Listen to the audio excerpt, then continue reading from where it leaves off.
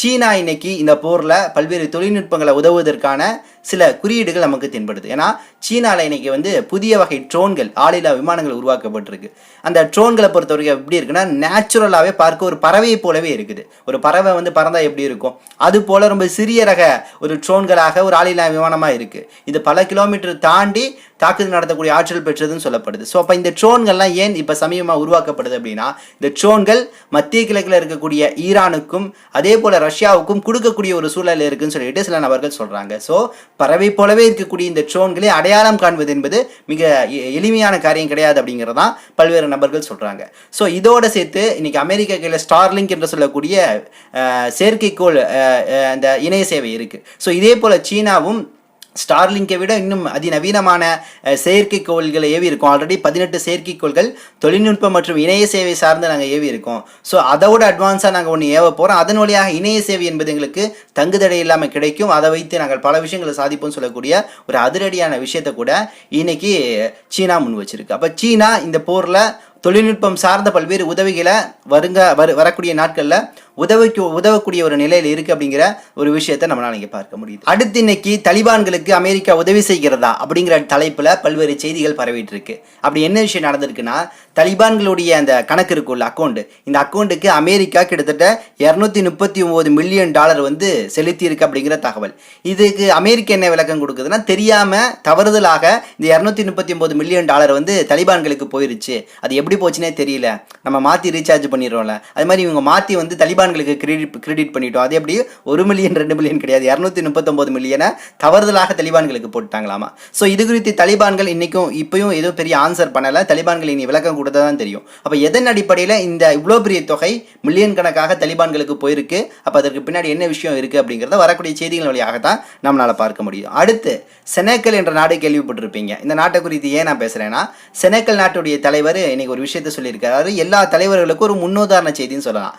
செனக்கல் தலைவர் என்ன சொல்கிறாருன்னா, எனது படங்களை எந்த அலுவலகத்துலையும் வைக்காதீங்க, எந்த வீடுகளையும் வைக்காதீங்க, ஏன்னா நான் பெரிய தியாகிலாம் கிடையாது, நானும் உங்களைப் போல மனிதன் தான், உங்களுக்கு சேவையாற்றக்கூடிய ஒரு அதிகாரி தான் நான், அதனால் உங்கள் வீட்டில் என் படத்தை வைக்காதீங்க, அலுவலகத்துலலாம் வைக்காதீங்க, நான் கடவுள்லாம் கிடையாதுன்னு சொல்லக்கூடிய ஒரு வார்த்தையை பயன்படுத்தியிருக்காரு. அப்போ நிச்சயமாக சிறந்த ஒரு முன்னுதாரணம். ஒரு தலைவனுடைய படத்தை எல்லாரும் வைக்கலாம் விருப்பப்படி, ஆனால் இவர் என்ன ஆசைப்படுறாரு, உங்களுடைய சேவகன் நான், உங்களுடைய பணியால் நான் என்ற அளவுக்கான ஒரு விஷயத்தை முன்னெடுப்பது என்பது நிச்சயமாக ஒரு ஆரோக்கியமான விஷயமாக இங்கே பார்க்கப்படுகிறது. அடுத்து டொனால்டு ட்ரம்ப்பை கொலை செய்வதற்காக ஈரான் பாகிஸ்தானில் இருக்கக்கூடிய ஒரு நபரை பயன்படுத்தியிருக்குன்னு சொல்லக்கூடிய குற்றச்சாட்டை இன்னைக்கு தொடர்ந்து அமெரிக்காவில் இருக்கக்கூடிய சில யூத லாபிகள்லாம் பரப்பிட்டு இருக்கிறாங்க. ஸோ இது குறித்து ஈரான் சொல்லியிருக்கு, நாங்கள் அப்படிப்பட்ட எந்த மூவும் பண்ணலை, பாகிஸ்தான்லேருந்து உளவாளிகளை எடுத்து டொனால்டு ட்ரம்ப்பை கொல்லும் அளவுக்கான ஒரு எச்சரிக்கை நிலையெல்லாம் நாங்கள் உருவாக்கலை, இது வேண்டுமென்று திட்டமிட்டு பரப்பக்கூடிய ஒரு செயலாக காணப்படுது அப்படிங்கிற ஒரு செய்தி இன்னைக்கு வருது. அடுத்து இன்னைக்கு பல்வேறு இடங்களில் நிலநடுக்கம் என்ற செய்தி நீங்கள் பார்த்துருப்பீங்க.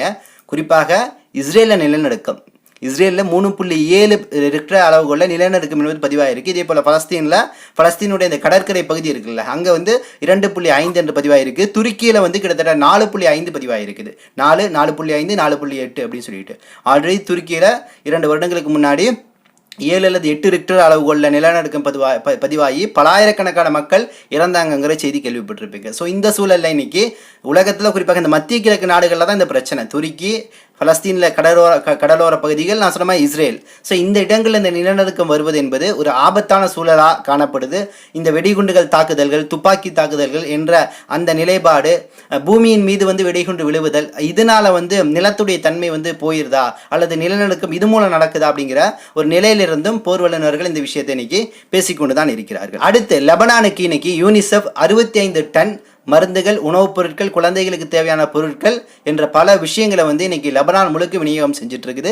அது இல்லாமல் கிட்டத்தட்ட 10 நடமாடும் மருத்துவமனைகளையும் உருவாக்கியிருக்கு. இதெல்லாம் எதுக்குன்னு கேட்டிங்கன்னா, இந்த போர் இருக்குல்ல, ஈரான் வித் இஸ்ரேலுக்கான போர் என்பது லெபனான் இருக்கக்கூடிய ஹிஸ்புல்லாவோடும் நீளும். ஸோ ஹிஸ்புல்லா வித் இஸ்ரேல் என்ற அளவுக்கான போர் நீளக்கூடிய சமயத்தில் இங்கு பல்வேறு உணவு தட்டுப்பாடுகள் மற்றும் மருத்துவ தட்டுப்பாடுகள் வந்துருச்சுன்னா பெரிய ஆபத்தாக மாறிடும் சொல்லிட்டு முன்கூட்டியே யூனிசெஃப் குழந்தைகளுக்கான அந்த நலவு திட்டங்களை தொடர்ந்து இன்னைக்கு கொடுத்துட்டு வந்துட்டு இருக்குது. அடுத்து புதிதாக பதவியேற்ற வெனிசுலாவுடைய தலைவர் நிக்கோலஸ் துரா என்று சொல்லக்கூடியவர் நேற்றைய தினம் ஒரு விஷயத்தை சொன்னார். எங்கள் நாட்டில் வாட்ஸ்அப்பை தடை செய்கிறோம். ஏன்னா வாட்ஸ்அப் வழியாக பல்வேறு ஹேக்கர்கள் எங்களுடைய சொந்த தகவல்களை திருடுறாங்க, பல்வேறு விஷயங்களை குற்றச்சம்பவங்களை உளவு சம்பவங்களை ஈடுபடுறாங்க. ஸோ வாட்ஸ்அப் போன்ற நிறுவனங்கள் எல்லாமே நம்பகத்தன்மை இல்லாமல் காணப்படுதுங்கிற ஒரு குற்றச்சாட்டை முன் வச்சார். ஸோ இன்னைக்கு வெளிப்படையாகவே சொல்கிறாரு, இந்த சமூக ஊடகங்கள் அதாவது ஃபேஸ்புக், வாட்ஸ்அப்பு, ட்விட்டரு, டெலகிராமு போன்ற பல்வேறு ஊடகங்கள் எல்லாமே இன்னைக்கு யூத லாபிகளாக மாறி இருக்குது. அதாவது யூதமயமாக இருக்குது. யூதர்கள் கைவசம் தான் இந்த ஊடகங்கள், சமூக ஊடகங்கள்லாம் இருக்குது. அதனால இந்த சமூக ஊடகங்கள் பயன்படுத்துவது மிகப்பெரிய ஒரு டேஞ்சர். குறிப்பாக அரசு பீடத்தில் இருக்கக்கூடியவர்கள் பயன்படுத்துவது அவர்களுடைய உயிருக்கு அச்சுறுத்தலை ஏற்படுத்தும் அப்படிங்கிற மாதிரி இன்னைக்கு வெளிப்படையாகவே தனது கருத்தை முன் வச்சிருக்கிறாரு. இறுதியாக ஒரு செய்தி வங்கதேசத்தை குறித்து. வங்கதேசத்துடைய விஷயங்கள்லாம் நீங்கள் தொடர்ந்து பார்த்துட்டு இருக்கீங்க, நியூஸ்ல எல்லாம் போட்டு தான் இருக்கிறாங்க.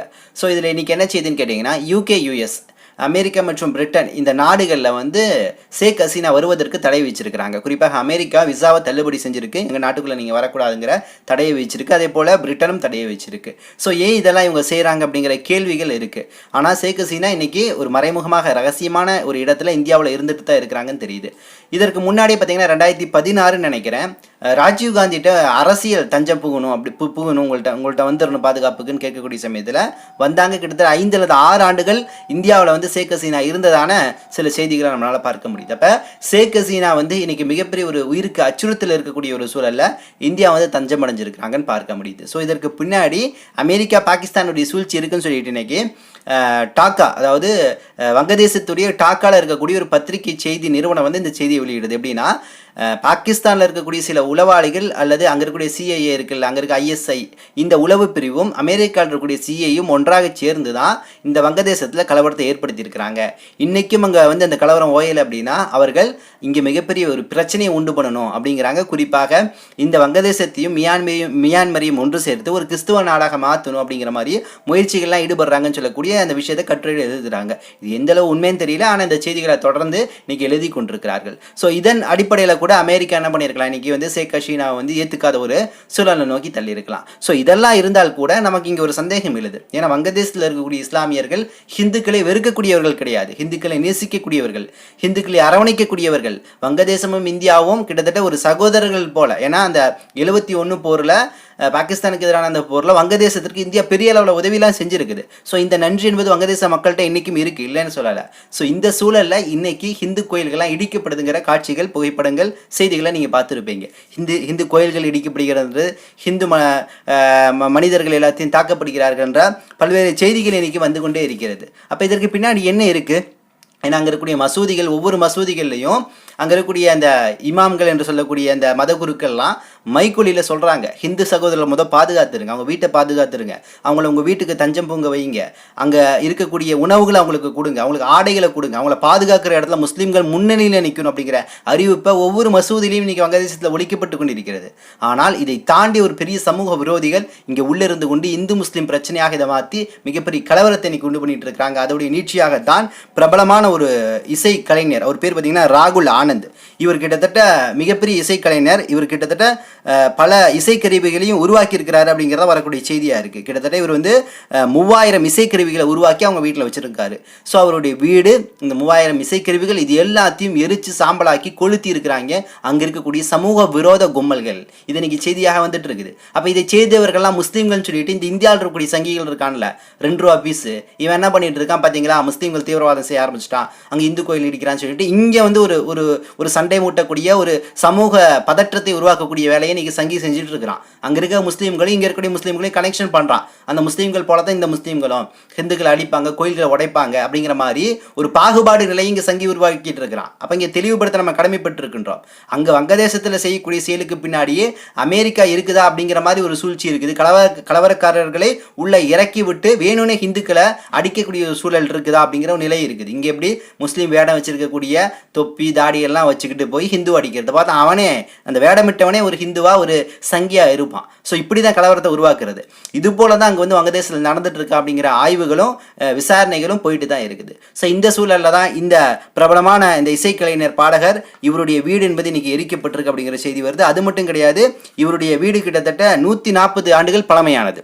இது குறிப்பிட்டு சொல்லணும். ஏன்னா 140 ஆண்டுகள் பழமையான இந்த வீடை இவர் பாதுகாத்துட்டு வந்திருக்கிறார். சமீபமாக கூட பிரான்சுடைய தலைவரான இமானுவேல் மெக்ரான் இங்கே வங்கதேசத்துக்கு போகக்கூடிய சமயத்தில் 140 ஆண்டுகள் பழமையான இவருடைய வீட்டை போய் விசிட் பண்ணி சுற்றி பார்த்துட்டு அவர்கள் கூட எல்லாமே புகைப்படம் எடுத்துகிட்டு போயிருக்கிறாரு. அந்த அளவு ஒரு முக்கியமான ஒரு வரலாற்று சின்னமாக இருந்தது தான் இந்த வீடு.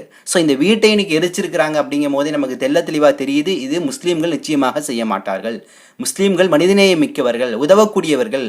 உண்மையான முஸ்லீம், இஸ்லாத்தை பின்பற்றக்கூடியவன் இப்படி செய்ய மாட்டான். அப்போ இதை செஞ்சது யாராக இருக்கும்னா சமூக விரோத சிந்தனை கொண்ட வங்கதேசத்தை இரண்டாக பிளக்க வேண்டும், இந்த நாடு இராணுவ கைவசம் போய் ஒரு பெரிய நிலைப்பாட்டை மாற்றி அமைக்கணும் அப்படிங்கிற ஒரு நிலையிலிருந்து சிந்திக்கக்கூடிய அமெரிக்க கைக்கூலிகளாக இருக்க வாய்ப்பு இருக்குன்னு தான் இன்னைக்கு சொல்லப்படுது. இதில் ஒரு ட்விஸ்ட் நேற்று சொன்னாங்க, ஷேக் ஹசீனாவுடைய நெருங்கிய உறவினர் தான் இன்னைக்கு ராணுவ தளபதியாக இருக்கக்கூடிய அந்த பக்கீர் என்று சொல்லக்கூடிய நபர். அவர் தான் இன்னைக்கு ராணுவ ஆட்சியை கொண்டு வந்திருக்கார், ராணுவ தளபதியாக இருக்கிறாருன்னு செய்திகள் வந்தவண்ணம் இருக்கு. அப்போ இந்த இடத்துல நம்ம கிளியராக பொதுமக்கள் மத்தியில் சொல்ல கடமை பெற்றிருக்கின்றோம், உண்மையான முஸ்லீம் இது போன்று இந்துக்களை அடிப்பதோ கோயில்களை உடைப்பதோ என்ற செயலில் ஈடுபட மாட்டான். அந்த சம்பவத்தை எடுத்து இந்தியாவோட முடிச்சு போட்டு இங்கே நமக்கு மத்தியில் பிரிவினையும் பிளவையும் ஏற்படுத்தணும்னு நினைக்கக்கூடிய இந்த சங்கிகளை செருப்பால் அடித்து ஓடவிடக்கூடிய ஒரு சூழலை உருவாக்கி நம்ம காட்டணும். இன்னும் சில தகவல்களை திரட்டிக்கொண்டு இன்ஷா அல்லாஹ் விரைவில் வந்து உங்களை சந்திக்கின்றேன். நன்றி. அஸ்ஸலாமு அலைக்கும் வரஹ்மத்துல்லாஹி வபரகாத்துஹு.